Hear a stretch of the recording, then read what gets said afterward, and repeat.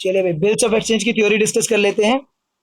तो सबसे पहले, bills of exchange is an instrument in writing. Writing में होता है कंटेनिंग एन अनकंडीशनल ऑर्डर। इसमें ऑर्डर होता है विदाउट एनी कंडीशन। जैसे कि इसकी लैंग्वेज कुछ इस तरह की होती है कि आफ्टर 3 मंथ्स मुझे 10,000 पे कर देना, और सामने वाली पार्टी से उसके सिग्नेचर ले लेते हैं, और कोई कंडीशन नहीं होती इफ नो बट, कि अगर ये हो जाए तो पे कर देना, अगर वो हो जाए तो पे कर देना, नहीं, सिंपल, आफ्टर 3 मंथ्स 10,000 पे कर देना।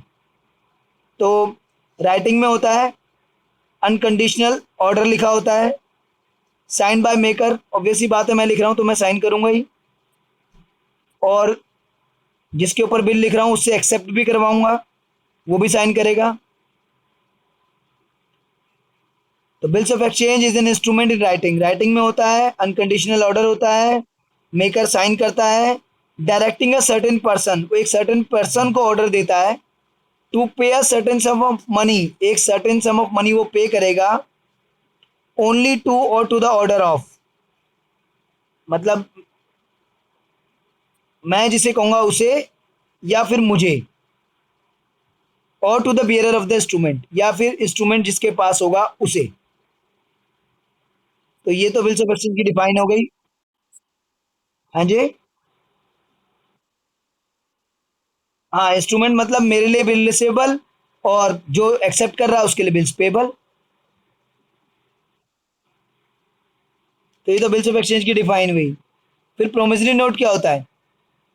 Is an instrument in writing, ये भी राइटिंग में होता है, लेकिन इसमें ऑर्डर नहीं होता, इसमें अनकंडीशनल अंडरटेकिंग होती है। Undertaking means promise. तो इसमें इसकी लैंग्वेज कुछ इस तरह की होती है, I promise to pay a some of 10,000 to mister Vinod और ऑर्डर और बियरर। मिस्टर विनोद को दूंगा, या वो जिसको ऑर्डर करेंगे उसको दूंगा, या बियरर जिसके पास है उसे दूंगा।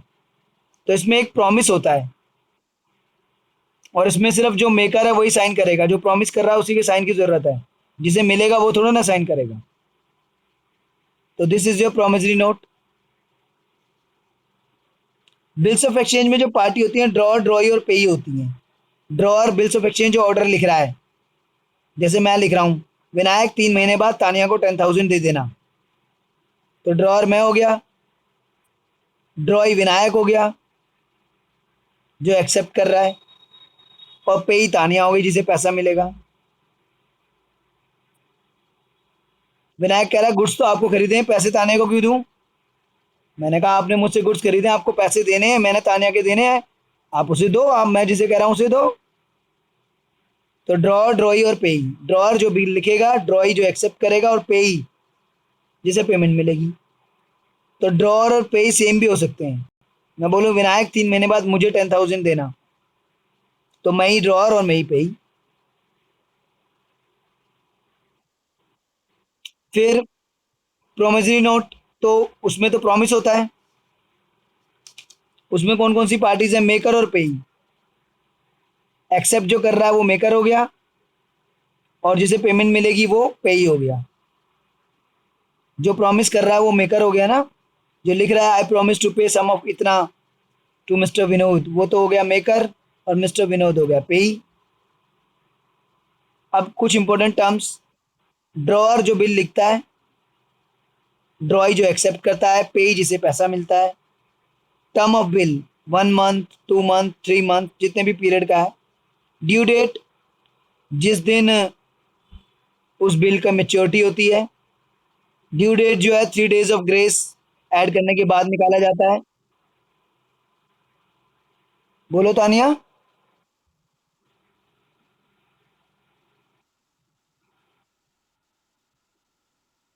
अच्छा, date of maturity, date of maturity मैंने आपको बताया, मैच्योरिटी की डेट जो होती है 3 डेज ऐड करने के बाद निकलती है। तो ड्यू डेट या डेट ऑफ मैच्योरिटी एक ही बात है। अच्छा, अगर ऑन डिमांड या एट साइट बिल है, कई तरह के बिल होते हैं, एक ऑन डिमांड और एट साइट बिल होता है, एक ही बात है ऑन डिमांड और एट साइट। उसमें डेज ऑफ ग्रेस नहीं होते, वो मैं आपको बता देता हूँ क्या होता है, एक मिनट। हम्म,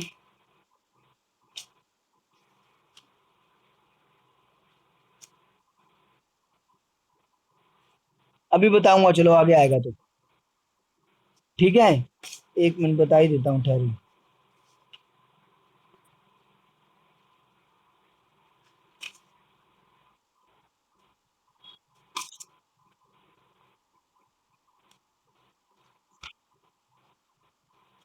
चलिए अभी आगे आएगा थ्योरी में, तब बताऊंगा। अभी आप वो देख लीजिए। तो अगर ऑन डिमांड या एट साइट बिल है तो उसमें डेज ऑफ ग्रेस नहीं जुड़ते हैं। अगर period of the bill days में है, 60 डेज का बिल, 30 डेज का बिल, ऐसे है, तो maturity date will be in days which includes the date of payment but exclude the date of transaction। तो अगर डेज में है, 60 डेज का बिल, 50 डेज का बिल, तो उसमें जिस दिन का बिल है, वजह से 1 जन का बिल है, तो 1 जन काउंट नहीं होगा।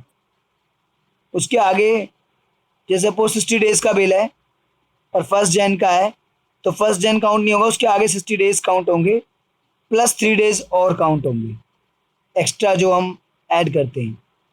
तो जब डेज में बिल होता है तो जिस डेट को बिल ड्रॉ किया जाता है वो वाली डेट इंक्लूड नहीं करते, उसके आगे 60 डेज काउंट करेंगे प्लस 3 डेज।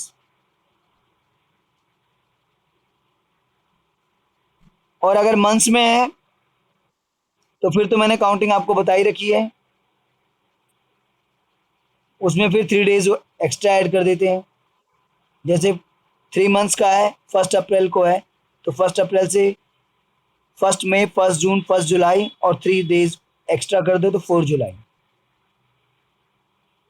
अगर बिल की मैच्योरिटी पब्लिक हॉलीडे पे है, जिस दिन बिल की मैच्योरिटी होती है उस दिन अगर पब्लिक हॉलीडे है,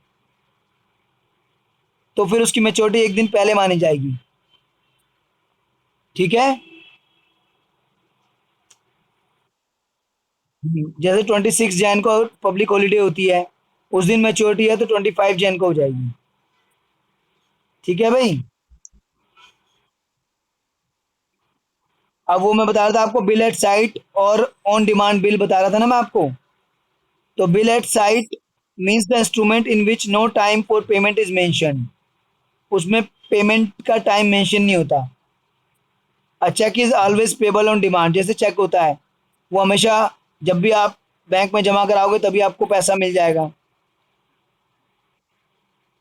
तो अगर बिल्स ऑफ एक्सचेंज में या प्रोमिसरी नोट में टाइम नहीं मेंशन है, तो that is called bill at sight और ऑन डिमांड, और उसमें डेज ऑफ ग्रेस नहीं जुड़ते हैं। ठीक है, और सुन लीजिए।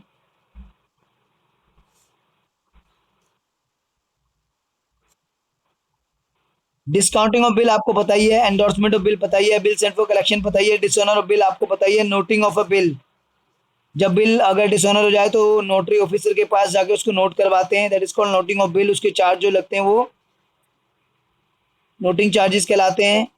और जो बिल को नोट करता है उसको बोलते हैं नोटरी पब्लिक,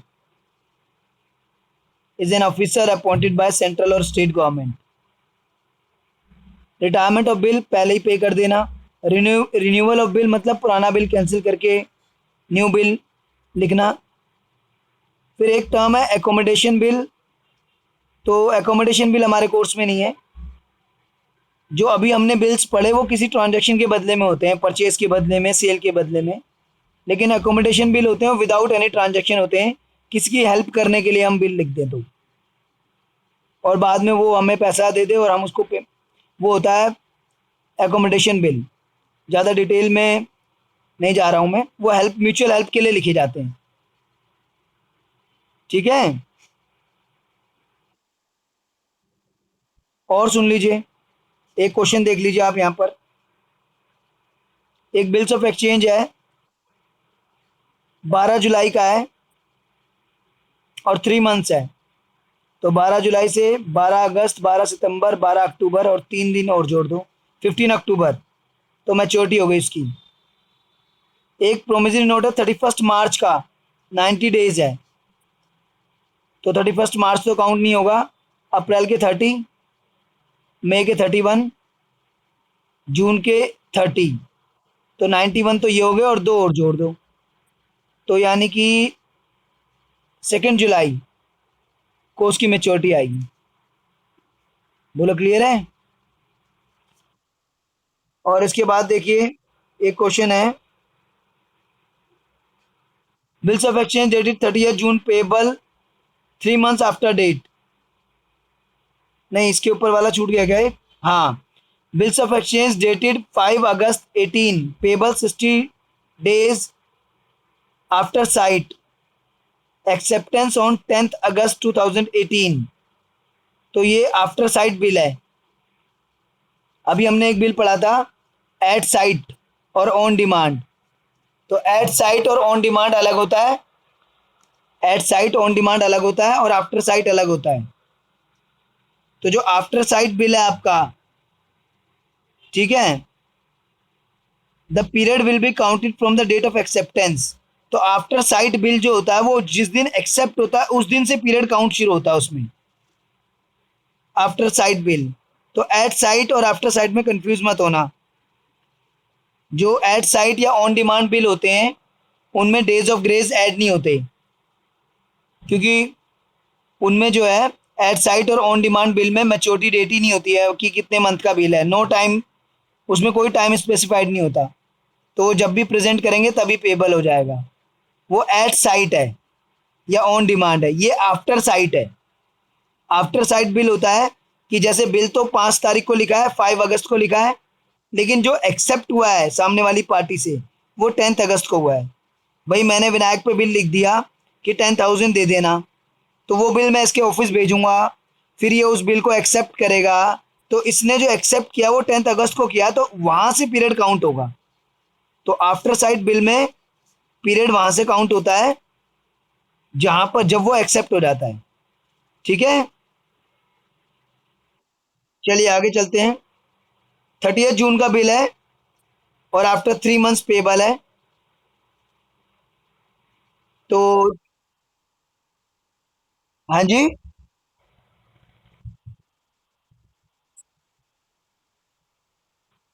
वो वो तो फिर वो तो सेम प्रोसेस है। अगर डेज में होगा तो वो काउंट नहीं होगा, और मंथ्स में होगा तो फिर वही मैं बोला था, 10 अगस्त है, 10 सितंबर, 10 अक्टूबर, 10 नवंबर, और फिर 3 दिन ऊपर और जोड़ लीजिए आप। और अगर डेज में है तो वो दिन को छोड़ दीजिए, उसके आगे वाले डेज के हिसाब से काउंट कर लीजिए प्लस 3 डेज। वो तो सेम प्रोसेस है। बस आफ्टर साइट में ये है कि जब बिल एक्सेप्ट होगा उसके बाद काउंट होना शुरू होगा। क्लियर है? अगर जैसे डेज में है 60 डेज आफ्टर साइट, तो जैसे 10th को एक्सेप्ट हुआ है तो 10th काउंट नहीं होगा, उसके बाद 60 + 3। और अगर मंथ्स में है 3 मंथ्स आफ्टर साइट, तो 10 अगस्त को है तो 10 अगस्त से 10 सितंबर, 10 अक्टूबर, 10 नवंबर प्लस 3 डेज, 13 नवंबर, ऐसे हो जाएगा। फिर है आपका bill of exchange dated 30 June 18 payable 3 months after date. तो 30 जून से 30 जुलाई, 30 अगस्त, 30 सितंबर प्लस 3 डेज, 3 अक्टूबर को मैच्योरिटी हो गई। ठीक है, फिर अगला है आपका प्रोमिसरी नोट 27 नवंबर का है और 60 डेज आफ्टर डेट है और विदाउट ग्रेस लिखा हुआ है। विदाउट ग्रेस साफ साफ मेंशन है। तो इसमें जो है आपका कौन सी डेट को है, 27 नवंबर तो काउंट नहीं होगा। तो 28, 29, 30 नवंबर के 3 डेज, दिसंबर के 31 डेज और जैन के 26 डेज, 60 बन गए। बट 26 जैन तो हॉलीडे है, तो 25 को एक दिन पहले जो है वो डी हो जाएगा। जब पब्लिक हॉलीडे होती है तो एक दिन पहले वो डी होता है फिर। ठीक है,